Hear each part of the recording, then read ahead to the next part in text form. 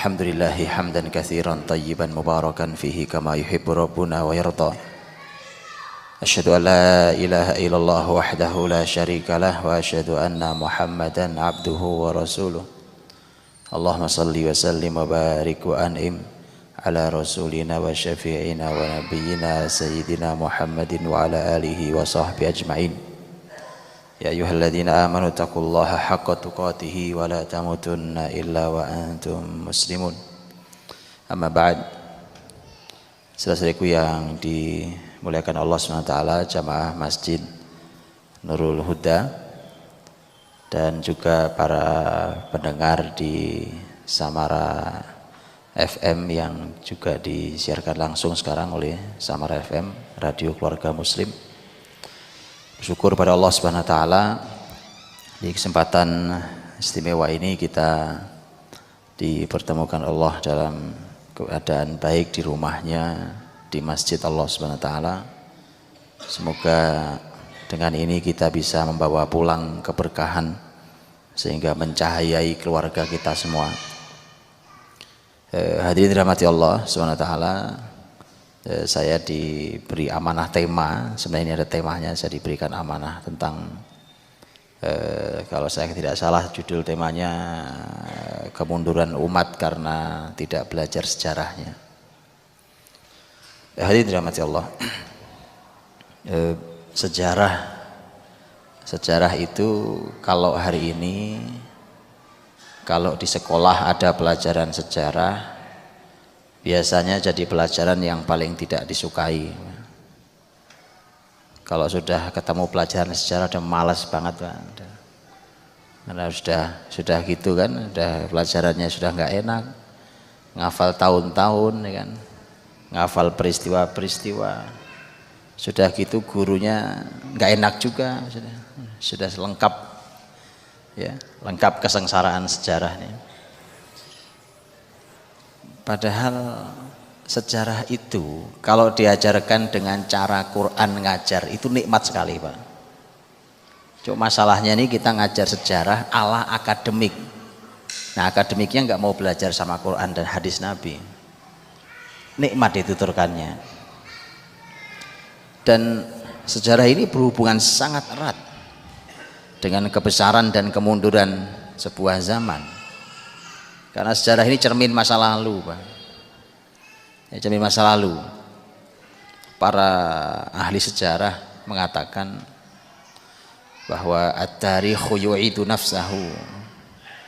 Sejarah itu mengulangi dirinya sendiri. Ya, sejarah ini peristiwa berulang. Jadi nanti akan saya jelaskan. Keadaan kita hari ini itu apa yang terjadi, apa yang sedang terjadi, apa yang akan terjadi, kalau ada masalah, ini masalah sebenarnya seperti apa, mengurainya bagaimana, solusinya apa, itu kalau orang belajar sejarah tahu, Pak, solusinya. Orang sejarah sampai mereka akan tahu apa yang akan terjadi, itu orang sejarah, Pak. Karena dia cuma berulang, peristiwa begini pernah ada zaman apa, karena zaman itu begini, masalahnya begini, sebabnya ini, maka solusinya ini. Persis. Dan nanti kita akan lihat bagaimana para ulama dalam Islam itu menempatkan posisi sejarah di posisi yang luar biasa. Nah, disinilah kesalahan kita. Sejarah menjadi pelajaran yang nyaris tidak dipelajari, sekalinya dipelajari di kelas tidak menarik. Di masjid-masjid nyaris tidak ada pelajaran sejarah Islam. Begitu? Saya tidak tahu di Masjid Nurul Huda sini atau di masjid-masjid para pendengar Samara FM apakah ada kajian sejarah Islam namanya itu. Alhamdulillah kalau ada, ya. Di Nurul Huda sini ada kajiannya? Enggak ada, Pak. Sekarang kita belajar kalau gitu, Pak. Hadirin dirahmati Allah. Yang membuat umat ini bangkit Quran. Yang membuat umat ini jatuh juga Quran. Itu sabda Nabi. Nabi bersabda, "Innallaha yarfa'u bihadzal kitabi aqwaman wa yadh'u bihi akharin." Allah angkat masyarakat dengan Alkitab, dengan Al-Qur'an, dan Allah jatuhkan juga dengan Al-Qur'an. Artinya bahwa Quran ini yang bisa mengangkat. Jadi kalau hari ini kita bicara kebangkitan Islam, kebesaran muslimin dan seterusnya. Itu semua mustahil dicapai kalau tidak pakai Quran. Nah, mari kita lihat, memangnya Quran sehebat apa sih? Wong Quran itu kita juga punya masing-masing, ya kan? Kan mushaf kita punya masing-masing. Memang sehebat apa dia sampai bisa membangkitkan umat? Dan benar, Pak. Benar bahwa masyarakat Arab dulu, karena Quran turun pertama kali ke mereka, dan Nabi kita Nabi Arab juga, Muhammad orang Arab, Quraisy, walaupun Islam bukan agama orang Arab, bukan agama orang Arab, banyak hal yang disampaikan oleh Quran yang lebih paham orang Kediri daripada orang Arab, Pak. Kebetulan, betulan, Pak. Anda kalau buka Quran tentang masalah pohon-pohonan dengan sungai yang mengalir di bawahnya, itu orang Arab nggak ngerti, Pak. Mana ada di Arab sungai gemericik ngalir, ada pohon-pohon yang indah, yang ada di Kediri. Betul kan? Jadi yang lebih, Pak, makanya bukan agama orang Arab, Pak. Orang Arab nggak ngerti. Makanya begitu mereka, para tokoh, para masyaikh datang ke Indonesia, salah satunya adalah seorang ulama besar yang sudah meninggal, Syekh Ali Tontowi, seorang ulama besar Suriah, meninggal di Jeddah tahun 99. Itu pernah ke Indonesia tahun 70-an, Pak, sekitar tahun 70-an, pernah ke Indonesia tahun 70-an, kemudian melakukan perjalanan, diantaranya naik kereta dari Jakarta sampai Surabaya. Dalam kunjungan penting itu, dan beliau waktu itu kunjungan penting dalam urusan Palestina. Terus begitu pulang beliau nulis buku, judulnya Indonesia Suwarun Minas Syarq, Indonesia Potret dari Timur. Lihat, Pak, beliau-beliau yang tinggal di padang pasir, Suriah sebenarnya masih lebih hijau, Pak, daripada Saudi. Tapi sehijau-hijaunya begitu melihat Indonesia juga, sampai beliau buat di salah satu judul di dalam bukunya, beliau tulis judulnya Jawa Jannatullah fi Ardi. Itu judulnya, Pak. Jawa, surga Allah di muka bumi ini. Itu yang, karena beliau ahli ilmu Quran. Begitu dia baca di Quran, ini adanya di Jawa, Pak. Tentang gambaran tentang surga, walaupun tentu surga bukan di Jawa, ya kan? Tidak bisa. Ya, artinya adalah bukti bahwa walau turun Nabi kita orang Arab, bahasanya bahasa Arab, Quran berbahasa Arab, tapi ini bukan agama orang Arab. Ini agama seluruh alam. Dan hadirin, bagaimana Quran, mushaf Quran yang ada sama kita itu bisa membangkitkan peradaban. Dulu masyarakat Arab bukan masyarakat, mereka bukan siapa-siapa, Pak. Mereka sama sekali tidak dianggap di percaturan dunia saat itu. Tapi begitu mereka ambil Quran, mereka jalankan Quran, mereka pahami betul, mereka jadikan panduan Quran dalam bimbingan Rasul Shallallahu Alaihi Wasallam, maka kemudian mereka memimpin bumi. Mereka tutup semua kebesaran peradaban yang ada saat itu. Tidak ada jawaban lain kecuali karena Quran, Pak. Itulah kenapa Nabi mengatakan Allah angkat masyarakat dengan Quran dan Allah jatuhkan dengan Quran. Makanya begini, Pak, gampang. Anda mau bicara kebangkitan Islam setiap hari sekalipun, tanya saja sampai sejauh mana dekatnya dengan Quran. Kalau belum, ya belum, itu baru ngomong berarti. Itu hanya baru bicara. Wah, bangkit, takbir, Allahu Akbar, bangkit. Tanya Qurannya sampai mana, Pak? Ya bacanya, ya ngafalnya, ya belajar tafsirnya, ya mengamalkannya, ya mengajarkannya sampai mana? Kalau belum, maka itu baru bicara kosong, Pak. Tidak ada, kebangkitan tanpa Quran tidak mungkin ada, Pak. Nah, ini yang menarik. Para ahli Al-Quran menyampaikan bahwa ternyata Al-Quran itu lebih dari sepertiga isinya sejarah, kisah umat terdahulu. Kisah umat terdahulu sejarah. Jadi Quran itu lebih dari sepertiga isinya adalah sejarah. Kalau nanti mau membuktikan kalimat ulama Quran ini, ya silakan dibuka sendiri, ya. Anda boleh menghitungnya, benar nggak sepertiga lebih? Sepertiga lebih isinya adalah sejarah. Sejarah umat sebelum Nabi Muhammad, lihat sejarah umat sebelum Nabi Muhammad itu kisah-kisahnya turunnya di ayat-ayat dan surat-surat Makkiyah. Makkiyah itu adalah ayat atau surat yang turun sebelum Nabi hijrah ke Madinah. Jadi sebelum hijrah ke Madinah, kalau semua ayat ataupun surat yang turun sebelum Nabi hijrah namanya surat Makkiyah. Semua kisah umat terdahulu sebelum Nabi Muhammad itu turunnya Makkiyah. Bayangkan kalau sepertiga Quran isinya kisah umat terdahulu, dan kisah umat terdahulu turunnya semuanya sebelum hijrah Nabi, bukankah itu artinya sebelum Nabi hijrah, selama Nabi di Mekah itu isinya ayat cuma kisah saja Pak, 13 tahun lamanya.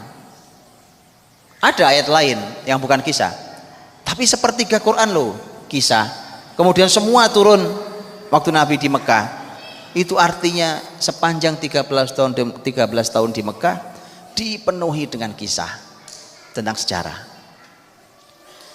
Sementara Mekah itu oleh para ahli ilmu disebut sebagai pembangunan pondasi. Jadi membangun pondasi generasi. Nabi kan di Madinah nanti sudah bicara negara, sudah bicara hukum, itu nanti. Nah sekarang baru tahu kita mengapa hari ini kita bicara hukum Islam nggak tegak-tegak Pak. Mau ditegakkan di atas apa? Wong pondasinya nggak ada. Apa Anda bangun gedung tanpa pondasi? Nggak ada. Nggak ada. Apalagi kalau gedungnya menjulang tinggi, mana ada tanpa pondasi. Semakin kokoh menjulang tinggi, maka semakin kokoh juga pondasinya. Kenapa hukum Islam tidak jalan? Kenapa tidak tegak hukum Islam? Mengapa muslimin tidak kunjung punya kekuasaan? Oh iyalah, tidak ada pondasinya Pak. Nah untuk membangun pondasi masyarakat itu ternyata Quran menggunakan cara yang paling efektif adalah menggunakan sejarah. Ini yang kelewat di kita. Jadi cara Allah untuk membangun generasi itu menggunakan sejarah untuk pondasi awalnya. Dan mari kita lihat beberapa hal yang ada dalam Quran dan bagaimana Nabi Muhammad SAW ketika menerima wahyu itu kemudian belajar dari sejarah. Saya kasih contoh. Kisah yang utuh, satu kisah dari awal sampai akhir lengkap satu surat adalah diantaranya surat Yusuf. Bukankah surat Yusuf dari awal mulai alif lam ra tilka ayatul kitabil mubin inna anzalnahu qur'anan arabiyyan dan seterusnya, bukankah berbicara tentang masalah Nabiullah Yusuf alaihissalam? Sampai nanti ditutup di akhir suratnya, laqad kana fi qasasihim ibrah li ulil albab ma kana haditsa yuftara walakin tasdiqal ladzi baina yadayhi wa tafsila kulli syai' wa huda wa rahma liqaumi yu'minun. Ini satu surat bicara tentang satu sosok, yaitu Nabiullah Yusuf alaihissalam. Nabiullah Yusuf alaihissalam dikisahkan oleh Allah Subhanahu wa taala untuk Nabi Muhammad dan turun di Mekah. Tadi saya katakan turun di Mekah agar Nabi Muhammad belajar dari Nabi Yusuf. Begini loh ya, ini loh orang hebat sebelum kamu, namanya Yusuf alaihissalam. Makanya bahkan nanti Nabi sudah pindah ke Madinah, kisah Yusuf tetap ada dalam diri Nabi dan itu dijadikan sebagai banyak sekali pelajaran. Di antaranya adalah pertimbangan untuk memutuskan sebuah keputusan besar dalam perjuangan hidup, perjuangan Nabi SAW. Apa itu? Di antaranya begini. Tahun 8 Hijriah, Nabi SAW dan para sahabat berhasil masuk ke Mekah kemudian membersihkan Mekah dari kemusyrikan, membersihkan patung-patung di sekeliling Ka'bah yang jumlahnya 360 patung, membersihkan kemusyrikan yang ada di sekitar kota Mekah, dan kemudian membuat setidaknya ada 2000 masyarakat Mekah masuk Islam di tahun 8 Hijriah, Pak. Yang peristiwanya dikenal dengan peristiwa Fathu Makkah. Di saat Nabi masuk Fathu Makkah itu dengan membawa sekitar 10.000 pasukan dan tidak ada perlawanan, tidak ada perlawanan berarti, tidak ada perang kecuali perang kecil. Maka Nabi begitu masuk, Nabi bersihkan semua kemusyrikan. Salah satu yang dilakukan Nabi adalah Nabi mengumumkan nama-nama yang halal darahnya. Imam Ibnu Hajar Al-Asqalani dalam Fathul Bari, beliau mengumpulkan nama-nama itu jumlahnya belasan nama yang halal darahnya, boleh dibunuh, kata Nabi, boleh dibunuh bahkan dia bersembunyi di balik kiswah Ka'bah sekalipun. Kenapa? Karena dulu mereka penjahat luar biasa. Dulu waktu Nabi masih di Mekah, mereka penjahat perang, mereka penjahatnya luar biasa. Ada sekian belas orang, diantaranya ada 2 perempuan. Kebayang dulu para pembesar Quraisy yang pernah menyakiti Nabi, mereka kan sudah gemeteran, Pak. Ini jangan-jangan bisa disebut lagi nama yang lain ya. Karena nama-nama mereka sebagian tidak disebut oleh Nabi SAW. Maka Nabi mengumpulkan para tokoh-tokoh Quraisy, dikumpulkan di pelataran Ka'bah itu. Kemudian Nabi naik di pintu Ka'bah. Ini para pembesar Nabi ini sudah masyarakat kalah. Mereka sudah kebayang bahwa kayaknya kita dihukum mati nih kayaknya. Mungkin karena mereka dulu jahatnya luar biasa, Pak. Dan mereka dulu pernah berencana membunuh Nabi Muhammad SAW. Nabi naik ke pintu Ka'bah, kemudian Nabi berkata kepada para pembesar itu. Kata Nabi, "Mata dhunnuna anni fa'ilun bikum?" Menurut kalian mau saya apakan kalian ini? Bayangkan, Pak, orang sudah gemeteran ya kan, masih ditanya begitu, kira-kira mau saya apakan kalian ini? Dulu mereka pembesar sombong-sombong, Pak, tapi jahat luar biasa. Kata Nabi, kira-kira mau saya apakan kalian? Akhirnya mereka jawab juga, mau ditanya. Mereka jawab, apa jawabannya? Akhun karim, ibnu akhin karim. Anda ini kan saudara kami yang baik. Nah, itu orang kalah tuh begitu bahasanya, Pak. Anda juga anaknya saudara kami yang baik. Artinya kamu kan anaknya bapakmu Abdullah itu saudara kami yang baik. Ini orang mengemis belas kasihan. Lihat jawaban Nabi Muhammad SAW. Lihat, Pak. Ini luar biasa. Nabi Muhammad kan harus memutuskan. Keputusannya apa nih kepada para penjahat ini? Orang jahat-jahat semua nih, Pak. Sekarang mau diapapun mereka nggak ada perlawanan. Nggak akan kuat lawan muslimin, Pak. Nabi harus memutuskan sesuatu yang besar. Bagaimana cara Nabi memutuskan? Nah ini, Pak. Nabi Muhammad cara memutuskannya, Nabi ingat kisah Nabi Yusuf. Tuh, Pak. Jadi kisah itu bayangkan, kisah itu bisa sampai menjadi landasan keputusan. Ayo sekarang apa ada? Anda baca surat keputusan kan? Suka ada ya? Entah surat keputusan apa saja. Menimbang. Betul kan? Apalagi bunyinya? Apa lagi? Mengingat. Sampai ujungnya memutuskan. Begitu? Ayo. Apa pernah ada menimbang terus isinya kisah, Pak? Hebat Islam itu, Pak. Bahwa Nabi Muhammad SAW mengajari sejarah itu salah satu fungsinya adalah untuk menimbang keputusan, Oh iya, karena sejarah berulang. Dan kisah Nabi Muhammad sekarang ada di hadapan orang-orang yang jahat dulu yang di masa lalunya. Kemudian sekarang apa yang harus dilakukan Nabi Muhammad? Kisah itu kan juga pernah dialami oleh Nabi Yusuf. Maka Nabi Muhammad berkata, "Aqulu kama qala akhi Yusuf." Saya hari ini mau berkata seperti saudara saya Yusuf pernah berkata. Lihat, Pak. Jadi keputusan diambil dari sejarah dalam Quran.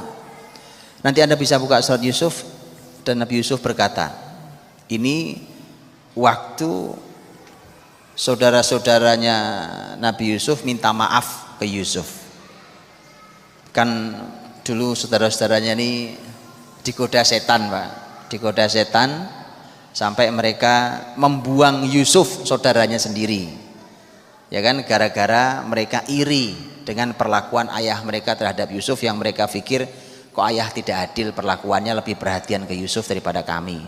Dibuang tuh Yusuf. Dibuang Yusuf oleh 10 saudaranya. Begitu dibuang, buang ke sumur segala macam, ternyata Yusuf jadi pembesar Mesir. Bukannya mati, tak jadi pembesar Mesir. Begitu seterusnya sampai saudaranya Yusuf datang ke Mesir. Karena paceklik panjang yang terjadi, maka kemudian minta bantuan pangan di Mesir. Mereka tidak tahu kalau menteri ekonominya itu Yusuf yang dulu saudaranya dia buang. Begitu mereka tahu itu Yusuf, kemudian Yusuf bilang, semua ayah ibu tolong diboyong ke Mesir. Akhirnya mereka datang semua ke Mesir, kumpul satu keluarga besar Yusuf, berikut semua saudara-saudaranya yang dulu pernah berbuat jahat pada Yusuf. Saudara-saudaranya minta maaf kepada orang tuanya, minta maaf ke Yusuf. Apa kata Yusuf? Nah, ini yang ditiru oleh Nabi Muhammad. Sama bukan? Ini saudara Yusuf dulu pernah jahat pada Yusuf. Orang Quraisy itu saudaranya Nabi Muhammad semua. Oh, ini ada pamannya, ada saudaranya, suku Quraisy. Sama-sama suku Quraisy, saudara Nabi Muhammad. Dulu mereka pernah jahat. Sama, persis sama. Lihat. Maka Nabi Muhammad mengatakan, saya hari ini ingin berkata seperti Yusuf berkata pada saudara-saudaranya. Allah mengabadikan kalimat Nabi Yusuf, la tathriba alaikumul yaum yaghfirullahu lakum wa huwa arhamur rahimin. Sudah tidak ada salahnya kalian. Sudah enggak ada masalah. Lihatlah. Saya sudah maafkan. Semoga Allah ampuni kalian.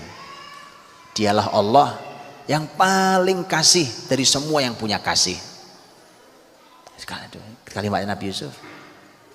Karenanya Nabi Muhammad mengatakan itu di hadapan orang-orang pembesar Quraisy yang sudah gemeteran itu, Bang. Sudah saya maafkan kalian. Semoga Allah ampuni kalian. Dia Allah yang maha kasih. Jadi hadirin dalam hati Allah, Nabi Muhammad SAW ternyata belajar sejarah. Bahkan sejarah bukan cuma dipelajari, sejarah dipelajari, diujikan, dapat nilai 100, selesai. Enggak. Sejarah itu karena dia berulang, maka dia panduan dalam kehidupan.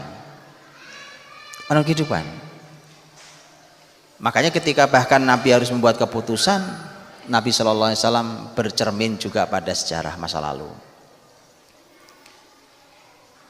Ketika Nabi Shallallahu Alaihi Wasallam di perang Badar tahun 2 Hijriah, bulan Ramadan, 17 Ramadan tahun 2 Hijriah, terjadi perang Badar antara muslimin dan orang-orang musyrik Quraisy. Terbunuh di tempat itu pemimpin besar Quraisy, yaitu Abu Jahal. Abu Jahal mati di situ. Ini orang jahatnya luar biasa. Begitu Abu Jahal kepalanya dibawa di hadapan Nabi SAW, kemudian Nabi berkata, lihat kata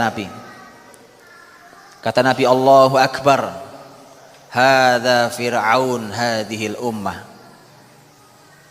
Kata Nabi, Allahu Akbar, ini Fir'aunnya umat ini. Fir'aun kapan hidupnya? Jauh Sebelum Nabi Muhammad bukan? Jauh. Ternyata Nabi Muhammad menganggap di zaman beliau, Fir'aun zaman beliau adalah Abu Jahal. Berarti kan Nabi menyamakan itu dengan zaman Fir'aun dulu. Setiap zaman bisa ada Fir'aunnya loh.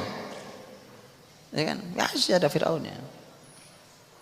Hanya bedanya dulu kalau zaman Nabi Musa, Fir'aun tenggelam di Laut Merah. Kalau zaman Nabi Muhammad, Fir'aunnya dikepenggal kepalanya. Bisa ada Fir'aun setiap zaman. Jadi Nabi Muhammad SAW begitu. Ketika Nabi SAW tadi saya sampaikan kajian di tadi subuh, disakiti oleh sebagian kalimat di sebuah tempat di Ji'rana antara Mekah dan Taif saat Nabi membagi ghanimah, bagi harta rampasan perang. Kalimatnya menyakitkan. Kemudian Nabi berkata, ini kalimat sangat menyakitkan karena kalimat itu mengatakan ini pembagian ini nggak adil, bukan karena Allah. Loh, bayangkan Pak, Nabi loh digitukan, gimana Pak? Memang yang lebih soleh, lebih takwa, lebih paham tentang Allah kalau bukan Nabi Muhammad siapa? Nah itu muncul juga kalimat begitu. Nah, ini nggak adil nih, pembagiannya nggak adil, ini nggak sesuai perintah Allah. Itu makanya kalau teman-teman suka diecek-ecek begitu biasa teman-teman. Nabi Muhammad yang orang paling soleh aja digitukan masih ya, biasa aja Pak. Siapa kita ya? Maka Nabi Muhammad berkata, lihat kalimatnya beliau. Laqad udhiya Musa bi aktsara min dzalika fasabar. Dulu Musa pernah disakiti lebih dari ini dan dia sabar. Lihat kan? Jadi sejarah Nabi Musa diambil pelajaran oleh Nabi Muhammad untuk menguatkan jiwanya. Lihat kan? Untuk memotivasi dirinya, ayo yang sabar, yang sabar, yang sabar. Makanya orang tuh kalau belajar sejarah, hadirin, itu nggak perlu motivator. Jadi kalau antum masih suka hadir di acara motivator, antum belum belajar sejarah, Pak. Masih suka dengerin motivator? Nah, anak muda suka, seneng banget dengerin motivator. Wah, ngomong dengan begitu berapi-apinya ya kan, dengan dari duduk sampai berdiri, dari berdiri sampai duduk lagi, tepuk tangan sampai wah semacam-macam. Kalau Anda masih senang yang begitu, berarti Anda belum belajar sejarah. Wallahi. Kalau Anda belajar sejarah, Anda tidak perlu motivator. Saya tunjukkan sekarang. Anda mau motivasi apa? Semua ada di sejarah. Bahkan Superman ada dalam sejarah, Pak. Bukan Superman film ya. Manusia super. Ayo saya tunjukkan.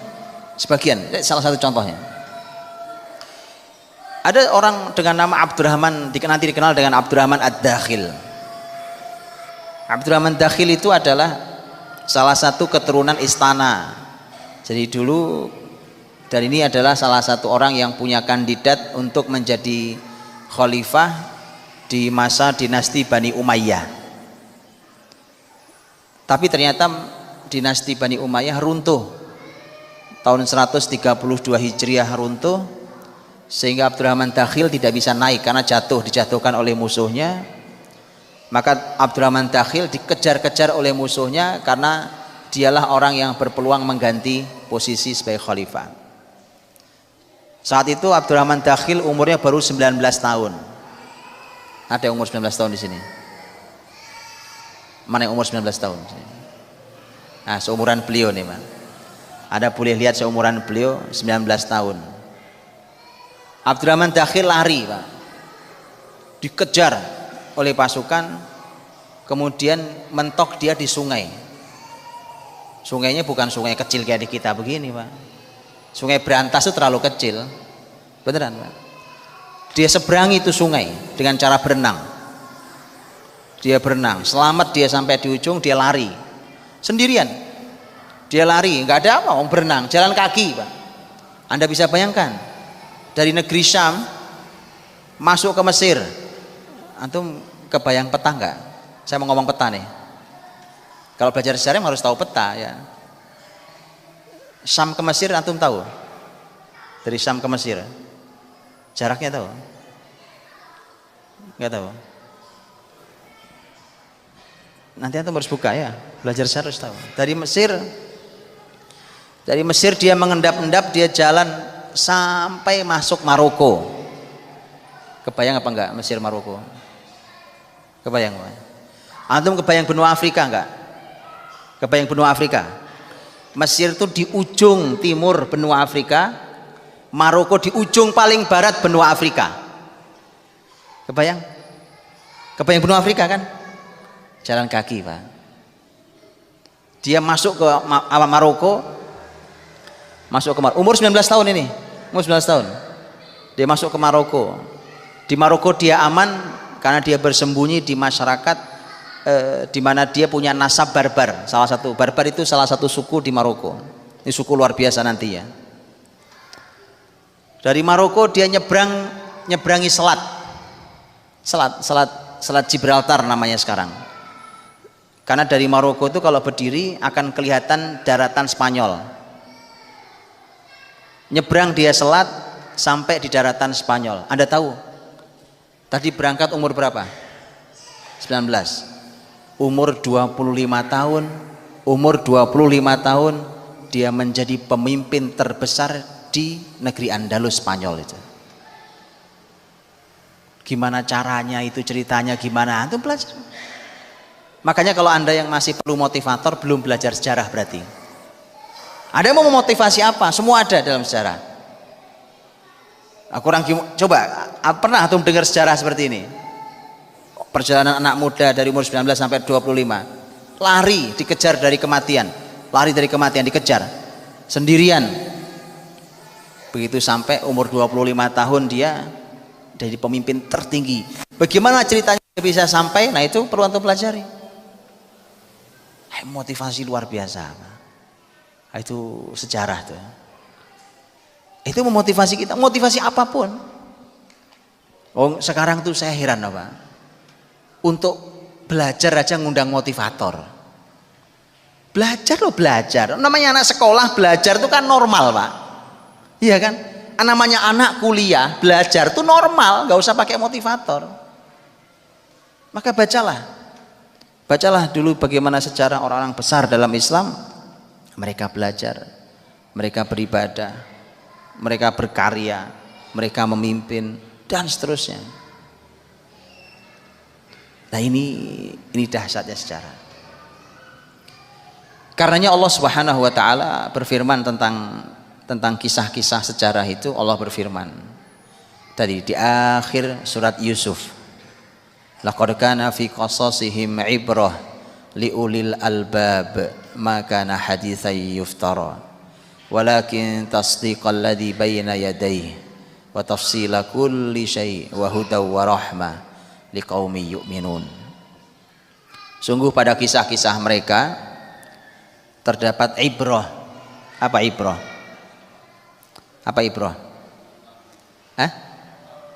Contoh? Apa arti ibrah? Pelajaran.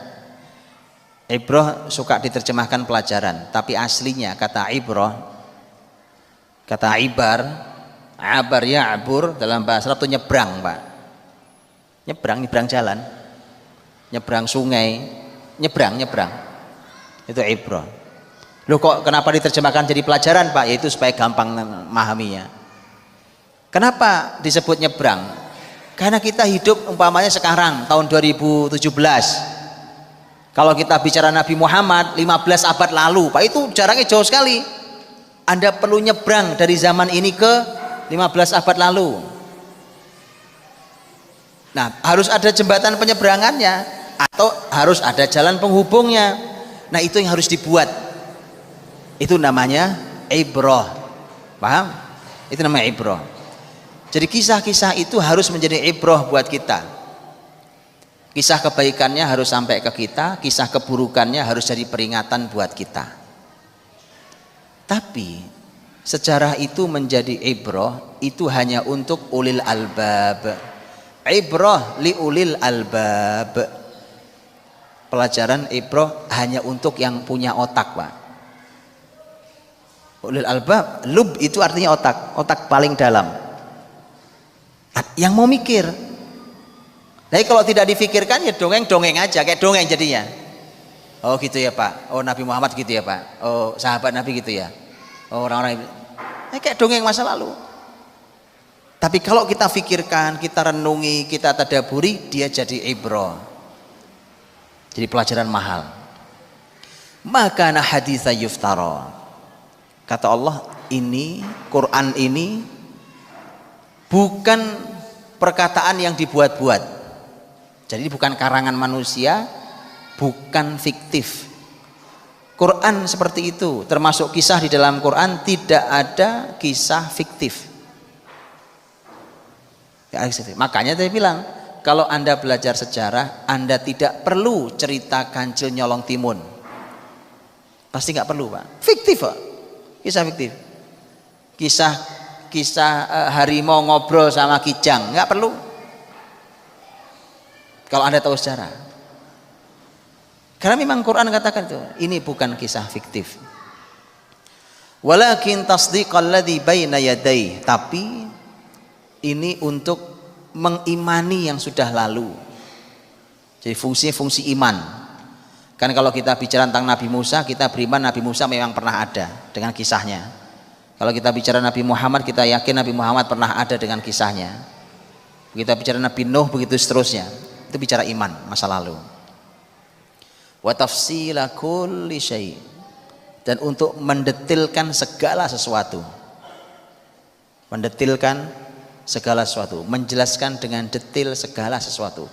Jadi dengan Quran, termasuk diantaranya dengan kisah ini, dengan sejarah itu Anda bisa jelaskan detail apa saja pakai sejarah. Gimana ceritanya? Contoh. Anda mau jelaskan apa nih ceritanya? Mau menjelaskan dunia pertanian, umpamanya, ya, Masya Allah tanah pertanian subur di sini. Itu kalau orang sejarah dia bisa jelaskan dengan sejarah, Pak, dunia pertanian. Sampai nanti dia bisa mengubah cara bertani dengan sejarah pertanian. Belum kebayang ya? Belum kebayang ya. Ibnu Awam, ini ilmuwan besar di negeri Andalus abad 6 Hijriah. Itu membuat kurikulum pertanian terbaik sepanjang zaman. Dia punya buku namanya Al-Filaha. Hari ini disebut dengan kitab Al-Filaha Al-Andalusiyah. Itu buku ajaib, Pak. Ditulis abad 6 Hijriah, sekarang abad 15 Hijriah. Itu kalau dicoba zaman ini ajaib, itu hebat, Pak. Karena buku itu yang pernah merevolusi pertanian Andalus. Dulu pertanian Andalus itu jarang-jarang panen, Pak. Direvolusi oleh beliau, pertanian menjadi sangat luar biasa, Andalus sangat kaya sampai hari ini. Spanyol itu, Pak, Spanyol itu ekonominya payah. Yang membuat dia bertahan tidak jatuh sekali, Anda tahu apa? Pohon zaitun.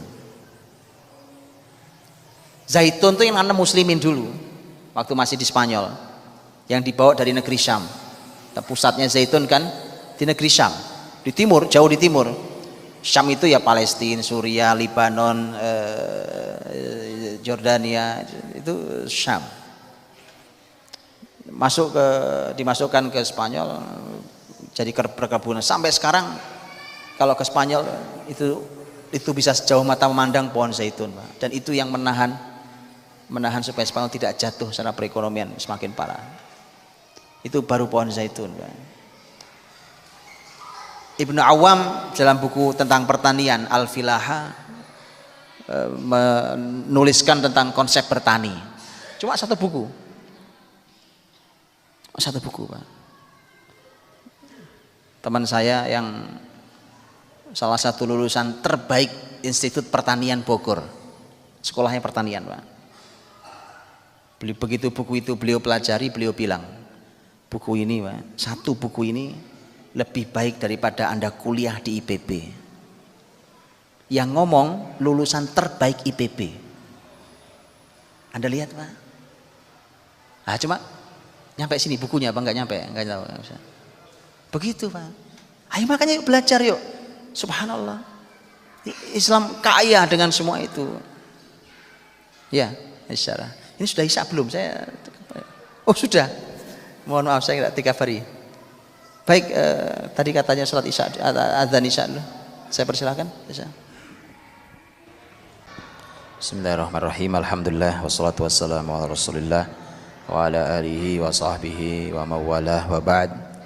Saya sedikit rahmati Allah, saya lanjutkan sedikit saja. Hadirin, karenanya belajar sejarah itu adalah sebuah konsep Qur'ani yang dari sejak awal sekali mendapat porsi sangat besar. Makanya harusnya kalau ini kita mau menghadirkan kebesaran generasi kita, kebangkitan Islam, maka itu harus dikembalikan. Dan lihatlah apa yang disampaikan oleh cucu-cucu sahabat, supaya kita tahu bagaimana anak-anak sahabat, bagaimana kurikulum di generasi sahabat Nabi. Ali Zainal Abidin, ini Ali anaknya Husain, Husain anaknya Ali. Jadi Husain itu punya anak dikasih nama sama dengan nama bapaknya. Ya, bapaknya Husain kan Ali bin Abi Thalib. Husain punya anak, salah satu anaknya diberi nama Ali juga, yang dikenal dengan Ali Zainal Abidin. Dan Ali Zainal Abidin adalah seorang ilmuwan besar, ulama besar, orang yang luar biasa. Dari cucunya Ali bin Abi Thalib dari jalur Husain. Ali Zainal Abidin mengatakan, kunna nu'allam maghaziyan Nabi sallallahu alaihi wasallam kama nu'allamu suratan minal Quran. Kami diajari tentang perang-perang Nabi Muhammad, tentang sejarah Nabi Muhammad maksudnya. Itu kami diajari sejarah Nabi Muhammad seperti kami diajari surat dalam Quran. Anda bisa bayangkan sampai kurikulumnya tadi nyaris setara dengan Quran atau sama dengan Quran.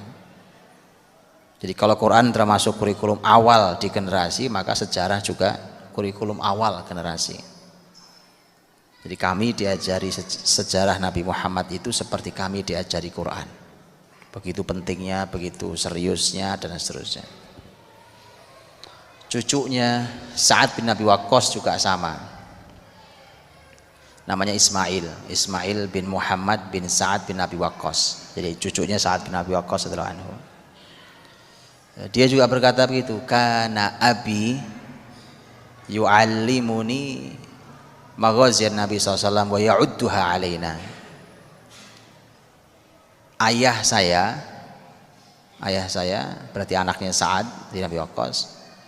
Ayah saya mengajari kami tentang perang-perang Nabi SAW. Itu bahasanya memang dulu perang, walaupun maknanya bisa seluruh sejarah hidup Nabi yang tidak hanya perang, gitu ya. Dan itu bukti juga bahwa hari ini kita suka ketakutan ngajari begituan di anak-anak kita, Pak. Itu generasi sahabat jadi orang besar mimpin bumi, Pak. Ini kurikulumnya. Kami diajari ayah kami tentang sejarah Nabi Muhammad SAW ini, dan kemudian ayah kami berkata, lihat, ayah kami berkata, hadhihi ma'athiru abaikum fala tudayyi'uha. Ini adalah peninggalan, sejarah ini adalah peninggalan ayah-ayah kalian. Ini kebesaran mereka, jangan kamu sia-siakan. Pelajari, maksudnya pelajari yang serius. Seorang ulama sangat besar di kalangan tabi'in, Az-Zuhri, Imam Az-Zuhri rahimahullah ta'ala, beliau berkata, ilmul maghazi ilmu dunia wal akhirah. Ilmu tentang sejarah itu ilmu dunia dan akhirat. Jadi sangat banyak hadirin kesaksian para ahli ilmu dalam Islam bahwa itu menjadi kurikulum penting yang harus diajarkan. Harus diajarkannya dengan cara yang benar. Sampai akhirnya nanti tadi sejarah bisa bekerja dalam kehidupan seseorang, tidak sebatas mengenang masa lalu. Ya, dan banyak hal yang menarik yang bahkan menjadi inspirasi besar bagi kebangkitan umat ini. Saya kira itu tambahannya. Kesimpulannya adalah bahwa begitu luar biasanya kurikulum sejarah ini, begitu besar porsinya dalam Quran. Bahkan dia adalah kurikulum awal dan dasar kalau umat ini mau bangkit.